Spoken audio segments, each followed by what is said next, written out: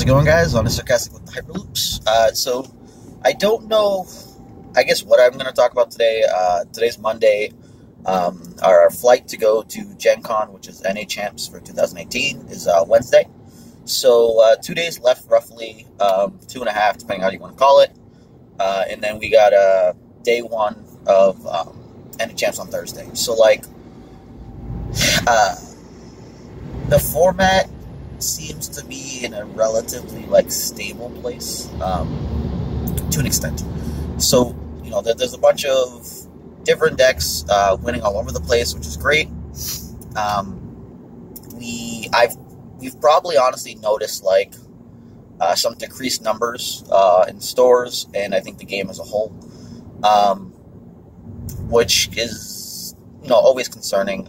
Today's not going to be talking about the concerns of that stuff, really just meta and just random musings, I guess, to try to continue on from the podcast yesterday. So there's a lot of interesting stuff. So we have a lot of Snoke builds.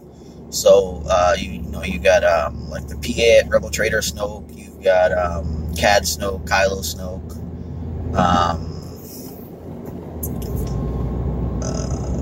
there's that pile that Bobo played, and then I was trying to make work right now, but I don't think there's enough time. Bazine, Faust, Snoke. Someone I think won with Elite Snoke, single Diaphra, Battle Droid. And these are all sound theories, I guess is how I'd say it, because Snoke's ability can be pretty disgusting at times. So, the single disrupt turns into 3 disrupt. When they have 3 resources, single discard takes out half their hand. The resource, getting 3 resources, to me, is probably the best one, because they can, further your game plan. And then you've got, take a damage to do the extra 2 damage. So, there's, kind of an unlimited amount of untapped potential in Snoke decks, and then figuring out the final builds and whatnot. So those are in a good place. Mill has Cassian Yoda. I haven't really been seeing Yoda Leia much anymore. It may just be because of they were having troubles keeping their characters alive in comparison to the old freaking Mill. Which would try to get 1 free mill in, and then just jam shields for days. So there's that. I think there's a Luke Leia mill running around that's essentially trying to be the opposite spectrum, or the old spectrum of where Reek and Yoda was, except it has better hand discard because of Leia, and then the tankiness from Luke, as well as you can just power action off of Luke's 2 shield side when you don't want shields, you just want to mill them. So that's interesting to say the least. You got the Yoda, Elite Yoda, single die Cassian, single die Little Annie, Anakin too. And then they pretty much just jam down the Annie's Pod Racer and just don't mess people up, because that die ends up being worth 2 discard. What else is there? You've got pretty much all the Rose vehicle decks. Rose Double Partisan. We've had some crazier Rose builds. You could go Long Term Plan, Temple Guard, Elite Rose, and Anakin. I think that fits 11, 20, you still have 1 point left too, so if you just don't like Anakin, you can switch him out. But I like the theory of him with pod racers and fixing those, or C-3PO or R2-D2. That all felt real good. Then what else is there?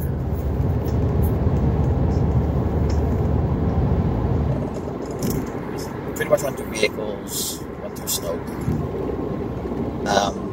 Plo Padawans, Plo Jettas, Plo Outer Rim Smugglers, or just mix and matching to get the pumped up Plo ability. I haven't heard of it winning anything yet, and it may just be in like part of the deck construction's really tough. And if they like get blown out by damage, I guess, because like Kylo would go and pretty much eat a Padawan every round. So if your Padawan got to upgrade and then died, like you're just like, oh, okay, awesome, thanks.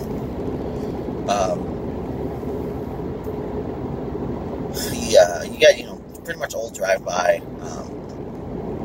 Still relatively consistent. We got Thrawn Snoke. Forgot about Thrawn Snoke. That's in both the vehicle and the Snoke category. It's a double whammy, guys. Double whammy. But so I don't know. Like it just seems like everything's all over the place, and I don't know if it's really all over the place as much as smaller events. And I don't mean smaller like 6-player. Like even like a 20-person event, 30-person event. It's still relatively tiny. You got 5 rounds, like a top 4. So like it's one of those things where it's because you don't have to go through like 8 or 9 rounds of silly shit and then like a top 16 best of 3s. It's hard to test like metal, like of a deck. So what if those are just the better players in the area playing whatever deck? And so like they're squeaking by with whatever wins. People don't know how to play with whatever they're using. Like progressively, we as a whole are going to get better at the game, better understanding of whatever some of these decks are.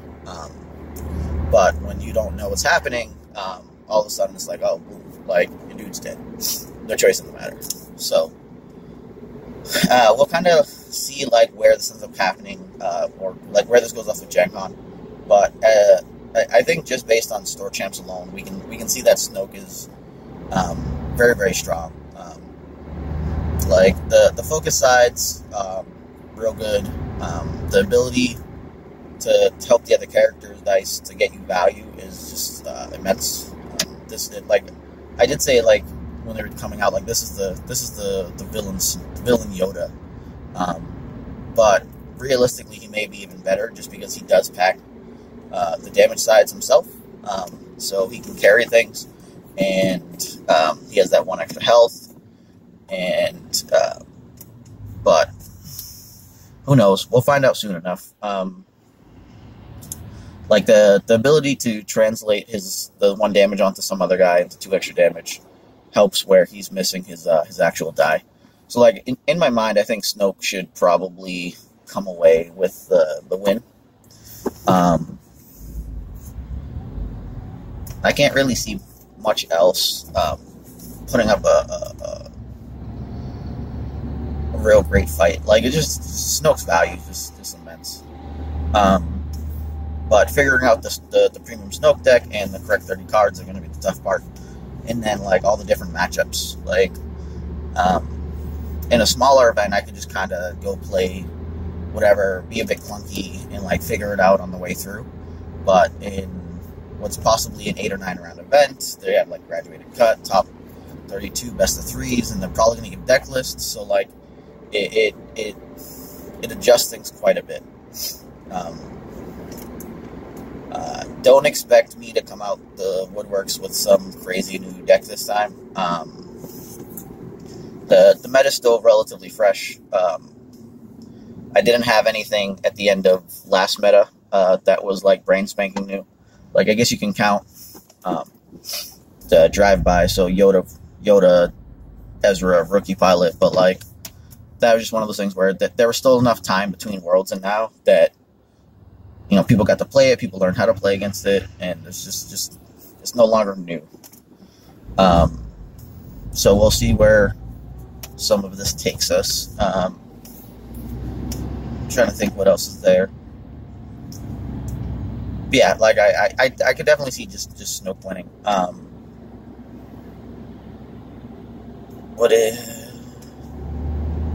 don't know, man. Like villain vehicles fucking suck. Like I've been trying to make them work. And like sure we got that TIE fighter from across the galaxy, but like if we didn't know that, like I'd still be bitching about vehicles. So sure, in like 3 months, 4 months we're fine, but and now we ain't got shit. Got Z95, it's just neutral, and Kylo Starfighter. Um, Stop and go traffic's brutal. So, I don't know, like, the fact that the format's all over the place is relatively nice. Trying to figure all this crap out is real hard, though. There's not enough time in the day. Like, you're having to try to make the most of whatever reps you can get and kind of, like, build and evolve on these small amounts of reps and information and whatnot you're getting. And, like, we have an entire Discord. People trying to get better and, like, talking about deck lists and, like, their findings on stuff.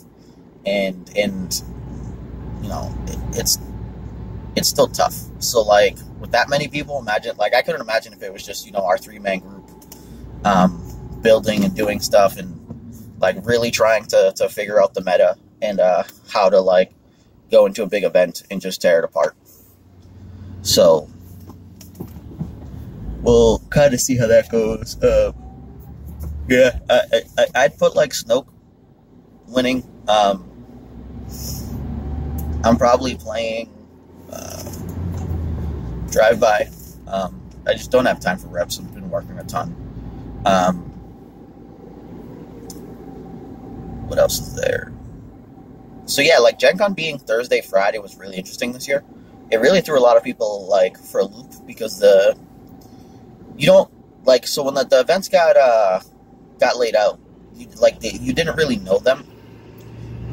Like, when other people were making events. So, like, people were doing, like, box events and cash events on Thursday, Friday, expecting Destiny to be, like, Saturday, Sunday, and then it wasn't. And it was like, oh my god. So then, like, if people didn't try to set up their flights for that setup and they only wanted to go play Destiny, like, they had to come in they had to be there pretty much Wednesday. And then, like, they could leave Saturday, but then it's just like, why waste all that time? For once, though, it'll be nice not having to try to play the, well, assuming I make it, like, day 2 or, you know, top cut, and then still trying to make it to, like, the flight home.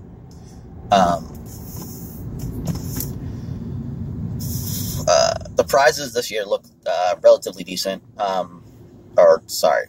Correction. The prizes look, like, nice as far as, like, this is some cool stuff. It's still not amazing prizes. I really wished OP would, like, kind of really give a reason for people want to go and be better. Like, I know for a lot of us, this is, like, our hobby, and, you know, we enjoy playing it, and that's why we want to play it. But, like, if they want you to travel to, like, big events, and they, you know, you kind of want to grow the game as a whole, like, there has to be a reason for people to go there. And it's just one of those things where, like, it's you know, some cool double-sided spot gloss cards, cool, and here's some tokens and, like, a playmat, and, like, this is like, what, $20 worth of printed stuff. Like, it's probably not even $20 worth of stuff. Like, the playmat probably costs like $7, and then whatever printing, you know, company they use. So it's just like, it's a mess. Like, for games, what you expect, it's a mess. Like, I'm going to Gen Con, flight's like $300, probably $70 or $80 a day for the place we're staying. We grabbed an Airbnb. Like, it just all adds up. The Gen Con admission ticket's like another $80.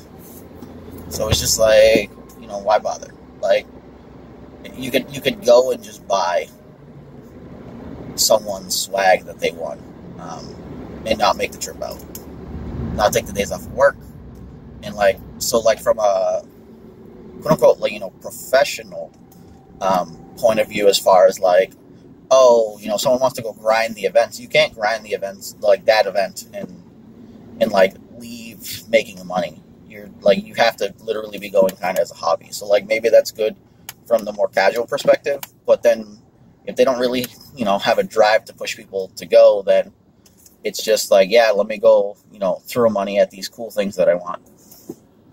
which isn't really great either. But whatevs. It'll be interesting to see what happens for Trilogy. I don't know how many slots they had for it, but I thought it was an FFT event. I know I got signed up for it, so I'm down to play in it. And we'll see what's going on there. I'm not sure what I'm playing, but I'd like to take a quick look at any Snoke decks, just because Snoke's, that good. Lack of zeros in that form, that game, is just real tough. Real tough. Trying to think what else is there. Yeah, no idea. But I guess, I kind of want to talk about valuations on certain cards now. And it's just, my theories on things. So, Aphra in particular, because we talked about this a bit yesterday, is alright, so when you're building your team comp, right, you have your 30 points, and we now have plots, so you're alright, well, I can get these, all these different types of abilities. So now, if you look at what you have for options there, you're alright, well, outside of the plots, and, if you really only just look at, the busted plots, Profitable Connection's not super busted. It just gets you a resource, so it gets you, that good jump start. The ones that could be potentially busted if you can build a team is, long-term plans, but that takes so long to get started that some other decks could already just be way ahead, so you have to kind of, build in that tank role. Then you have, wow, my brain's not working. You can go Yoda, 1-die Ezra, 1-die Rookie Pilot, long-term plan. Doesn't sound bad. Not amazing, but not half bad. Then you whatever vehicles you get, you just pump up. But the die loss for 2 rounds is kind of silly. But if you really think of it, Ezra's probably going to die anyways after 2 rounds, so you'll get the 2 rounds of value back after. And I think that might actually just make sense. So who knows if this happens by Gen Con? I'll probably try to test it and see what happens. Well, yeah, so the valuations, you're looking at these abilities. So long-term plan seems ridiculous. Built to last seems ridiculous. And the reason they seem ridiculous is because you can continue to use them over and over. So LTP actually cost the same as profitable. So if you can't levy that one resource cost into kind of a pseudo snowball at the beginning of the game, then in theory long-term plans is just better than it, because when it comes online, it's gonna do more things. So your resource turns into 3 resources, it discards 3 discard. It is a Snoke. Long-term plans is just a Snoke. So it's just a really slow Snoke. So you have to kind of alright, how do I want to handle this? What's going on? And there's different ways to go about it. Sorry, I'm really thinking about this long-term plan over at Ezra Die. I don't know. Maybe that might work.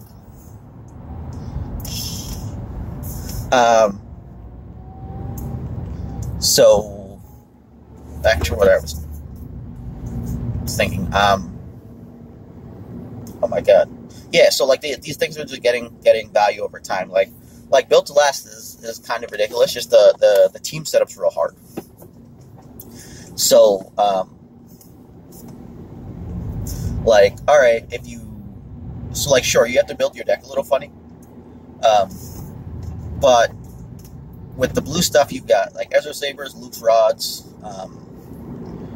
If you had red, you could technically run Poe's Blaster, Rex's Pistol, or whatever the hell it is, and have a bunch of 2-drops there. You can run Ray Staff. Then 3-drops, Obi Saber, Ray Saber, Luke Saber, Dagger, Mortis. So there's a lot of different options there that are unique. And so if you're going every round, you're dropping one unique, then you're netting your plus resource. And then that's not to mention the fact that like those things have redeploy now. So like sure, Ezra Saber has it already, so does Dagger and Ray's, but Obi's doesn't, Luke's doesn't, Luke's Rod doesn't, Ray's Staff doesn't. And once you start giving all those things redeploy, like the game changes a bit for you. Like if you're in that middle area where you're like partially way through like a tank build and this like aggro deck, the longer time goes on, the more damage you're gonna like feasibly like just do. So like every round you're casting your upgrade, you're gonna have one resource left over. So like for mitigation or potentially going into like another upgrade. So like I thought Padawan becomes really interesting there because you can start with that round one Obi or Ray's Saber and start going in. But that's kind of like all over the place a little bit. So who knows with that thing. So like you got those plots. Now like outside of that you've got the abilities. So like Aphra. So Aphra is a 14-point character. And when you really look at it, it's like, all right, well this is a 2 die, it's 11-14, so it's for 14 you're like, all right, well I get 2 indirect, 2 range for a resource, a discard, 2 shield resource. So you're like, all right, well it's triple 2 side, there's a pay side, so like that's not amazing. The 2 indirect is technically worth more than 1 damage, but obviously worth less than 2. And like I think 2 indirect in my mind evens out with a resource roughly. The discard for 1 is not amazing, but there are times where it does hem people up. They get low in cards in hand, and now that discard's super live. So like Aphra's die sides are fine. I think Aphra has 10 health, so it's a bit low on the side for 14 HP for a 14 cost. That guy was creeping on me. But now the interesting part is the built-in ability. So one is that if you have a droid, so she kind of messes with your deck building. You're gonna have for the first one you cast each round, it's -1 resource. So like that's like realistically 1 resource a round is the equivalent to an additional die. Like, how often, if we had, a 5-die start, do we take a resource on a character? And it's, like, pretty often, because the resource usually gets us further. You can play with, like, whatever upgrades and whatnot, and you get in a much better position for, like, what you're attempting to do via that. And then the other thing is that when you do indirect yourself, you're going to draw a card. So the drawing a card there is super interesting because when you're going through your game plan or you're going doing stuff, it's just that when you're taking your own indirects and like we're not gonna run any cards that are just like, oh, I took 3 indirect and didn't do anything else. So it's like, okay, so BT1, I activated, I took 1, you took 1, and then I drew a card. 000, if I end up ever taking indirect for myself, you take 1 as well. So like those things are relatively interesting from that standpoint because of the way it like kind of interacts, like just that.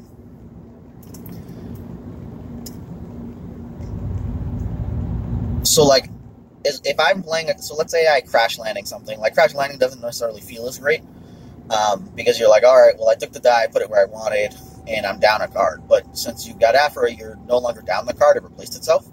So you're doing what's I think they call it a cantrip, or that's what we call it in other games. So I assume this is more widely known for anyone that plays like Magic the Gathering and some of the other games. If you play a spell that like does something and then replaces itself, they call it a cantrip.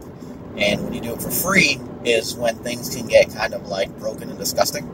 Because like imagine you had a 30-card deck full of free things that replace themselves. You go through your entire deck.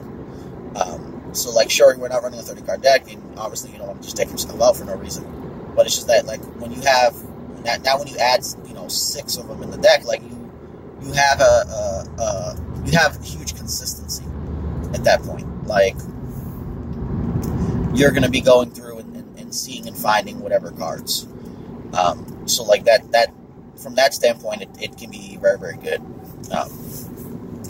So like, I think her draw ability is not worth like an additional die, but it's probably about as strong as like regular abilities. So if you can build a droid deck around her, then she's essentially running around with 3 dice. So pretty much she has to be protected because she's going to be attacked. And like there's no ifs or buts. Like, she's going to be attacked. So you have to make the adjustment for that. Try to think what else is there. Man, I missed Force Illusion.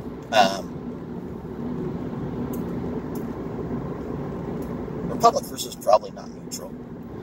But I gotta go look now. Because I'm just thinking, like, alright, if you go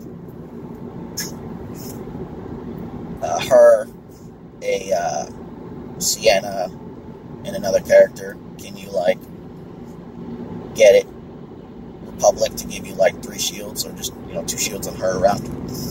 But even then, that's probably not... That's probably worth it, too, if you think about it from, like, a get your resource standpoint at the beginning. But, back to what I was saying, sorry. So, like, it's just her overall valuation there seems relatively high and good. When you look at the 2-drop supports, it's one of those interesting things, because, like, those 2-drop supports aren't necessarily worth two resources, and I think they had to do this just because of Aphra. So, at 1 resource, they're undercosted, and at 2 resources, they're overcosted.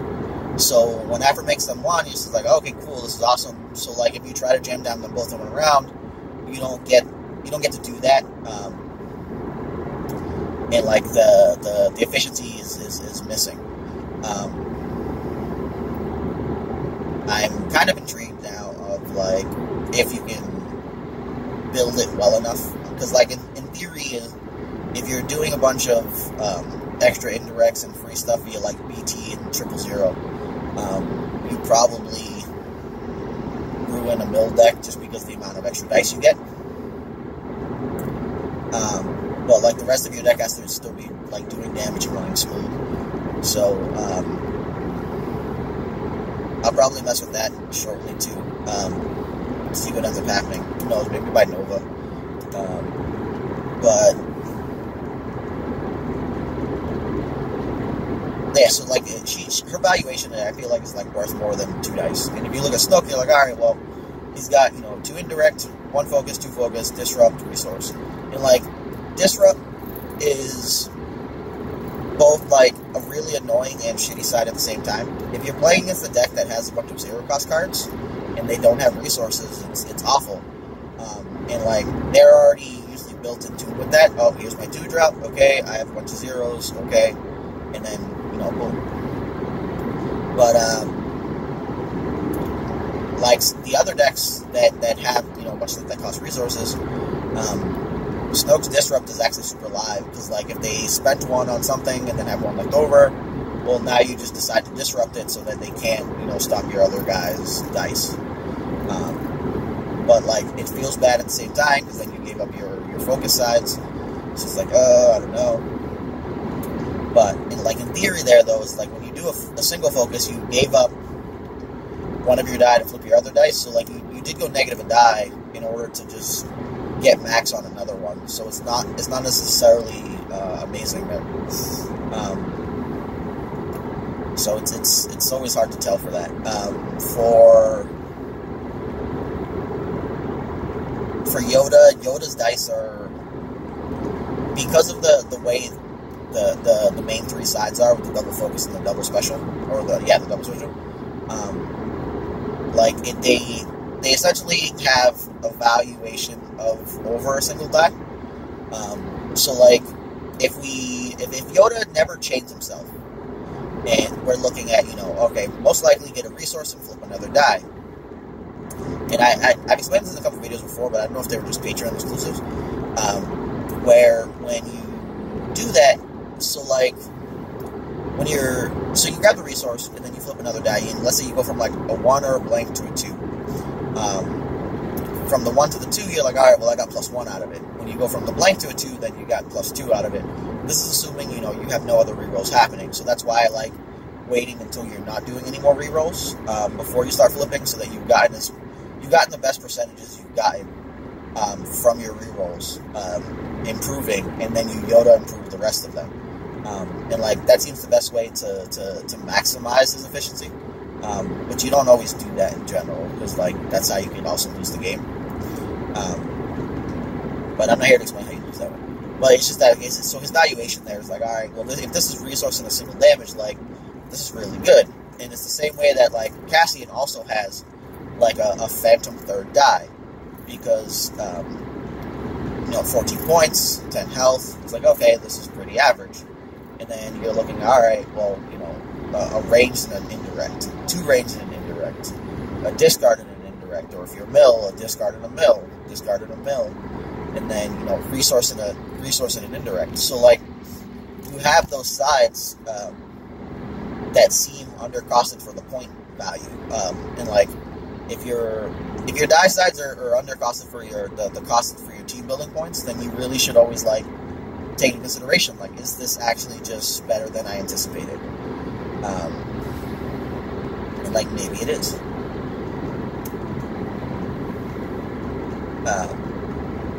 What else is there?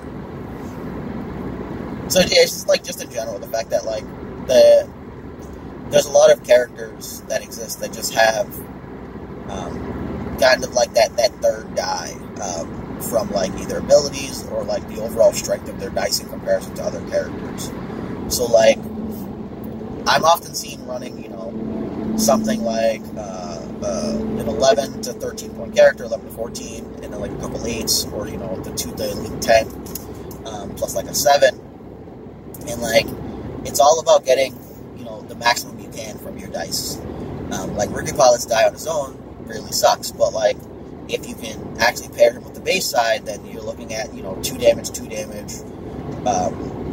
resource shield. He's like a Stormtrooper at that point for the most part. I think I would obviously love Stormtrooper better there, just because I'd like to be able to pay for the base side to get the 2 damage if I wanted. Excuse me, but it's kind of few and far between. Like he does get a reroll on it. People leave him alone. So it's just one of those interesting things when you like take looks at characters. So like Ezra's special has like a 1.5 or 1 3/4 valuation. Like I get a restore, so it has that strict requirement. But if you steal your opponent's resource, then they're down 1 and you're up 1. It's kind of like you resolve both to this. You resolve the disrupt and the resource at the same time. So it's just like the value there is real strong. So it's good. That's all I can really say. It's good. What else is there?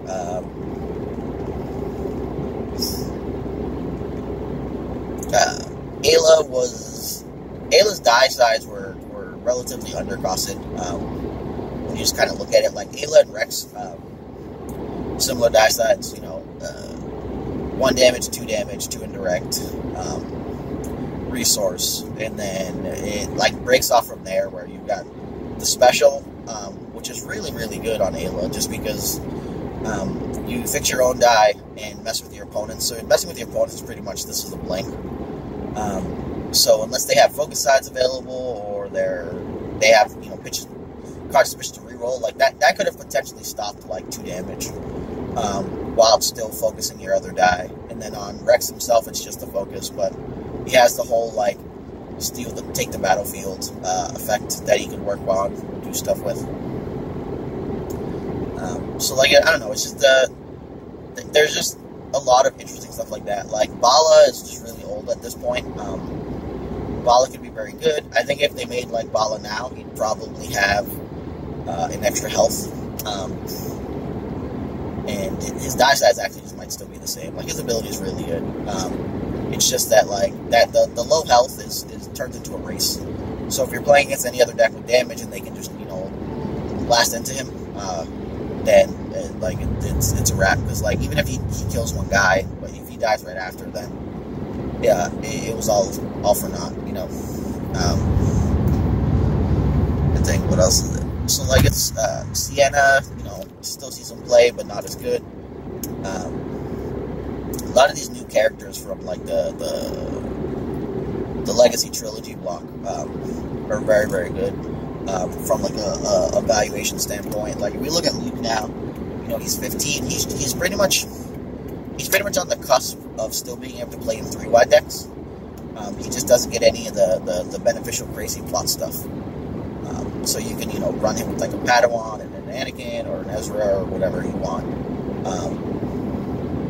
Kind of like just do stuff. Whether that's good or not is a whole other question, because like he's more of like a beatdown guy, you know, the 1/2/2, or if you're trying to run him in a shield based deck. But 1/2/2 for a 15-point guy is real good.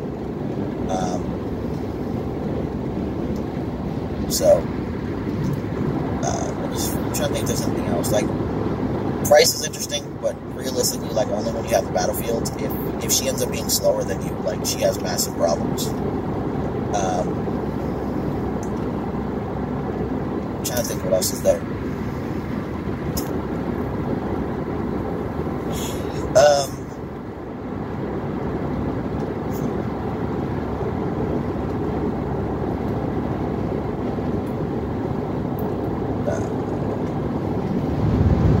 Kanan's not as good.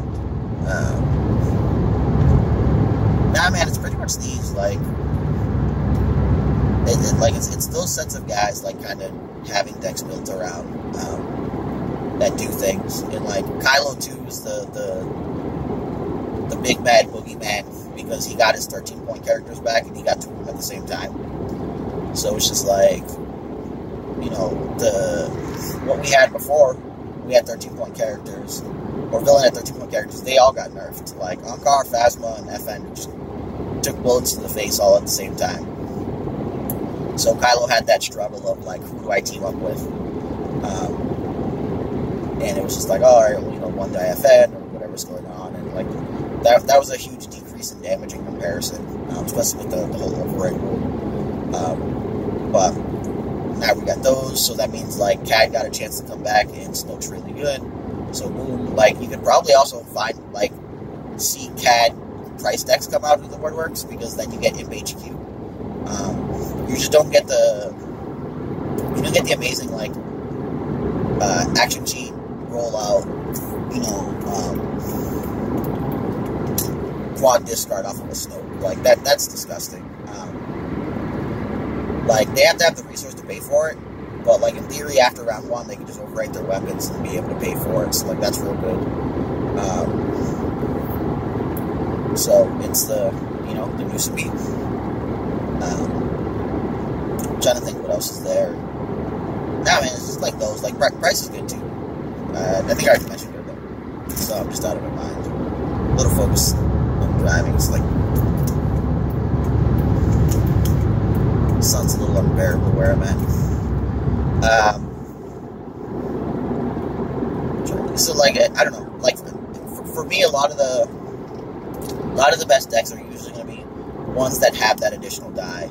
And Snoke currently brings the middle 4 dice character 4 character dice into, like, a 5th die rationale, which can be really scary. And, like, that's not to mention, you know, the fact that he can do the other stuff as well. So, like, one of the things we were talking about at one point was, like, Elite Bulba Snoke. And then, like, because, like, if you're running, like, Dagger or Ancient, like, so, like, your Daggers and Ancients would get, like, worse with the modified side. You can't really run Shoto. But if you could still do, like, the crazy Maul Saber thing, like, John Magnuson from Destiny Council had that 5th Brother Snoke deck.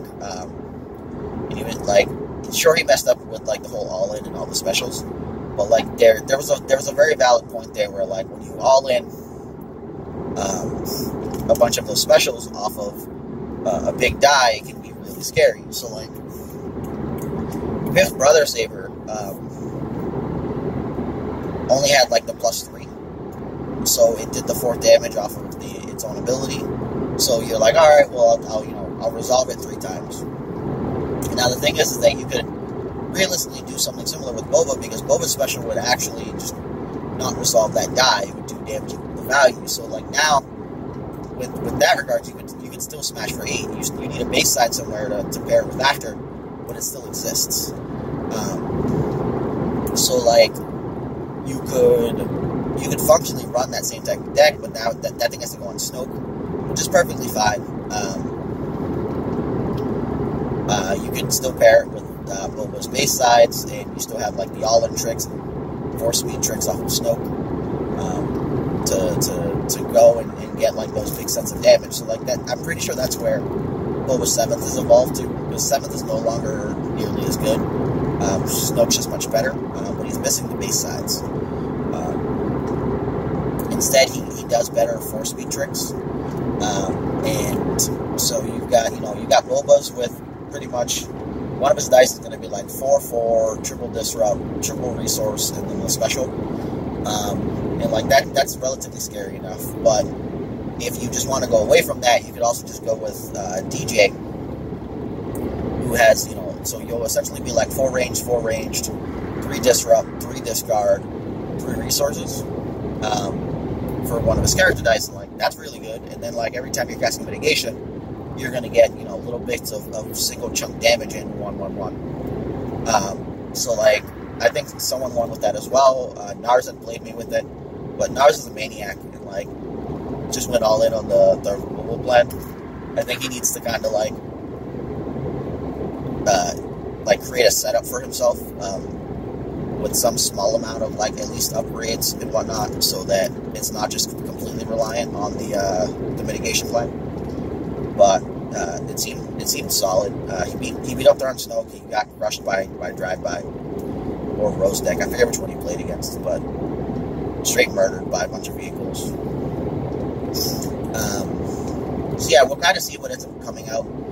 Gen Con. I think DJ could be really, really good there. And I didn't give him enough credit, because like on his own he's not amazing, but like when you pair him now with Snoke, it's just like, wow, that's nuts. And like, yeah, no, just because like that's real good. You're playing the protection game and you're getting damage over time. So if your opponent doesn't mitigate your DJ dice, then you could be hitting them for 6, and then if you mitigate like 2 of their dice, you're at like 8. So like there's interesting things going on there. You'll have access to like hidden motive. You have access to he doesn't like you. You probably don't run Doubt there, but Doubt's relatively weak right now anyway, so like that still feels fine. And you just kind of like try to ramp out and do stuff. So I think it could be vastly interesting. So we'll see how that ends up going. But yeah, man, Snoke is live. Snoke is real. I'm trying to think if there's anything else I'm kind of like leaving out. The DJ Snoke one popped out of nowhere. DJ is similar also to like a 2.5 die build, just because like you have to adjust your deck accordingly, similar to like how you do stuff with Towson. But like we're getting a bunch of characters that have these like build arounds, where if you build around them, you get this benefit, and this benefit, stacked up over time is really good. So like every single mitigate. So it's just even if you just mitigate once per round with DJ, you get to 3 rounds because you're playing protection. Then you've gotten 3 extra damage out of it, and if you can go a little further than that, getting 4 or 5 is realistically good enough, especially when you consider what we were already talking about for like actual damage values and doing things. So we'll see how that ends up going. There's a lot of scary shit that's running around, so who knows kind of where we end up. But Snoke's a monster, and good luck, guys, because you don't want to play with Snoke. Snoke's a douchebag. But yeah, that's it. That's all I got to say. And yeah, you guys have a great one. Deuces.